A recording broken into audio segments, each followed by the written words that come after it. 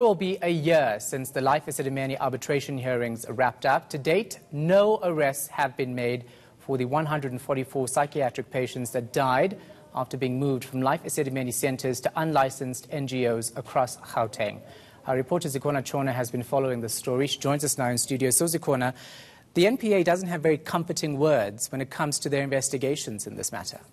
And they are, in fact, pleading with families to be very patient with them. They're saying that they do have all the necessary dockets that are required in investigating this case.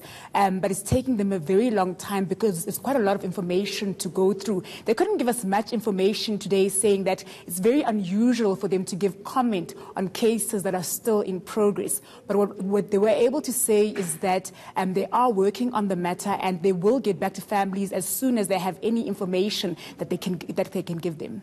So a year later, years after the incident as well, families are of course not going to be happy with them saying be patient. Certainly not. And we spoke to a family member, Christine Ngumalo, who lost her sister in the tragedy. She's saying that she is very disappointed with the progress that the NPA has made, saying that they would have hoped by now there would at least have been some arrests, particularly with the top three, that is former Health MEC Qedani Mahlangu, Bani Sebolano, as well as Mahabo Manamela. They're saying that they would have hoped now that the evidence or the details that were given in the arbitration hearings would have given the NPA enough information for them to have made an arrest by now. So certainly the families are disappointed. Let's take a listen to Christine Ngumalo. There needs to be prosecution. Definitely there needs to be prosecution, at least of the top three. But I also want to be cautious to say just the top three because it's not only them. I believe that there's a lot of officials. If they're not prosecuted, will be getting away with murder, quite frankly.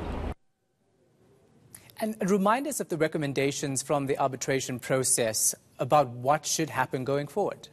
Now, of course, arbitrations or inquiries are not investigations into any matter. So the only thing that the former Deputy Chief Justice, Dikgang Moseneke, could say is that he hopes that the police will do their work. He hopes that the NPA will do their work. And also saying that with the details that we were able to get in the Life Esidimeni arbitration hearings, that could help them. So we know that the arbitration themselves did hand over all the documents, all the details of what patients had to go through while being moved from Life Esidimeni to those unlicensed NGOs has actually, in fact, been handed over to the police.